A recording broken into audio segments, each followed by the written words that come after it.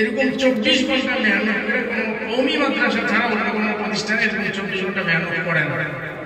যদি করে তার বিনিময় ভিন্ন, প্রাইভেট আরো যত ধরনের ফি আছে, টিউশনি ফি, অতিরিক্ত বেতন,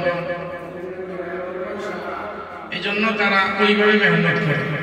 শুধু একমাত্র কওমি মাদ্রাসায় হলো টাকার দিকে না চাইয়া, দুনিয়ার দিকে না চাইয়া, শুধু আল্লাহকে পাওয়ার জন্য এই সকাল থেকে রাত্র 11টা পর্যন্ত এই ক্বালা নবী সাল্লাল্লাহু আলাইহি ওয়াসাল্লাম ওয়া ক্বালা হাদাসানা ওয়া ক্বালা আখবারনা এই হাদিসগুলো পড়তেই থাকে, যাতে করে যারা পড়ে তারা যদি তদ অনুযায়ী আমল করে আর আল্লাহ যদি তার আমলগুলো কবুল করে তাহলে আমাদের নাজাতের একটা উসিলা।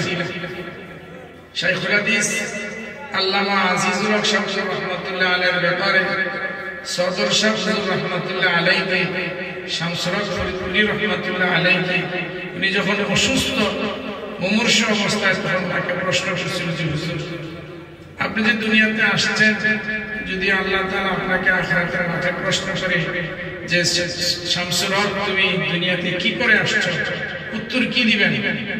সদস্য হুজুর রাহমাতুল্লাহ আলাইহি বলছিলেন যে আল্লাহ যদি আমাকে হাসরের মাঠে প্রশ্ন করে যে তুমি কি রেখে আসছো, তা আমি শাইখুল হাদিস আল্লামা আজিজুল হক, আমাদের ভাষায় বলতেছি তখন হুজুরে বলছিল আমি আজিজুল হককে ধরে উঠাবো আল্লাহর কাছে যে আল্লাহ আমি দুনিয়াতে একজন আজিজুল হক তৈরি করে আসছিলাম,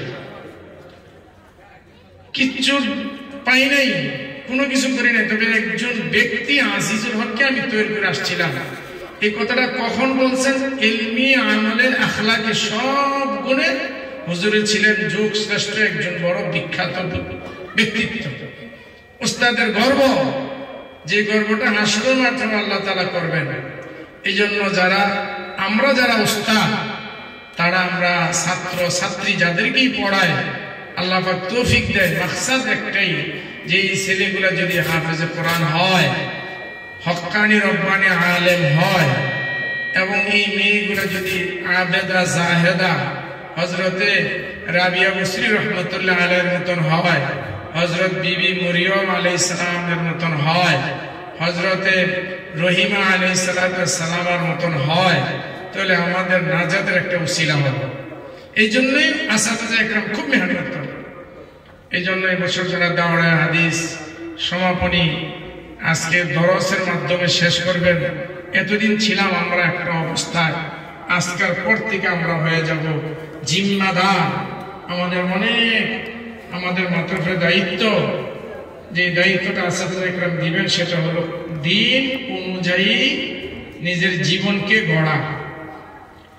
যদি দিন অনুযায়ী নিজের জীবনকে না করতে পারি তাহলে সব থেকে বেশি যে কষ্টটা করলাম, কারণ স্কুল কলেজ ইউনিভার্সিটিতে লেখাপড়া করলে কিছু আরাম আয়েশ, কিছু ব্যবস্থাপনা, বিশেষ করে থাকা খাওয়ার ভিন্নতা হয়, কিন্তু কওমি মাদ্রাসায় যতভাবেই পড়ি কষ্ট হয়, এরকম ভাবে আরাম, খাওয়া দাওয়ার একটু কষ্ট হয়, থাকারও কষ্ট হয়। এই কষ্টটা একমাত্র দিন শিক্ষার জন্য। এখন এই 12 বছর 10 বছর এই কষ্ট করলাম, কিন্তু এই শেষ ফলে আইসা আমার জিন্দেগিটাতে কিতাব অনুযায়ী আমল হলো না, তাহলে আমার এই কষ্টটাও অনর্থক, উস্তাদের শ্রম, প্রতিষ্ঠাতা যারা আছেন ওনাদের মেহনত, কি পরিমাণ প্রতিষ্ঠাতা বর্তমান জমানায় যারা মাদ্রাসা পরিচালনা করে তারা কি পরিমাণ কষ্ট করতে হয়, যারা পরিচালনা তারাই বুঝে। কত গালি শুনতে হয়, কত বকা শুনতে হয়, হিসাব ছাড়া। এই কেন করতেছে? গালি বকা সব উপেক্ষা করে একটাই মাকসাদ, যদি একজন আল্লাহ তাআলার খাস বান্দাবান্দি হয়ে যায়, আমাদের নাজাতের উসিলা হয়ে যায়। এই জন্য মেহনত করা।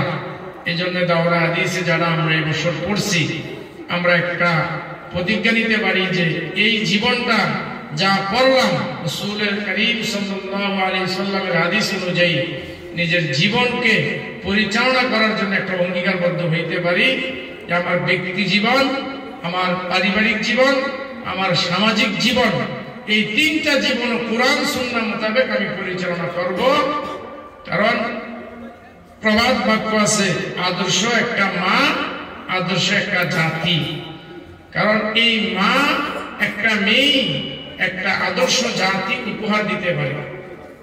তার একটা প্রমাণ হলো আমাদের উজানির মরহুম কারি ইব্রাহিম শাহ হুজুর রহমাতুল্লাহ আলাইহির মেয়ে, বড় মেয়ে ফখরে বাঙ্গাল আল্লামা তাজুল ইসলাম শাহ হুজুর রহমাতুল্লাহ আলাইহির স্ত্রী, উনি যখন বিবাহ হইলেন, তো বিবাহের পরে হুজুরের মেয়ে ছিলেন হাফেজা, কোরআন শরীফ পুরা হাফেজা ছিলেন, মুখস্থ পুরা ছিলেন।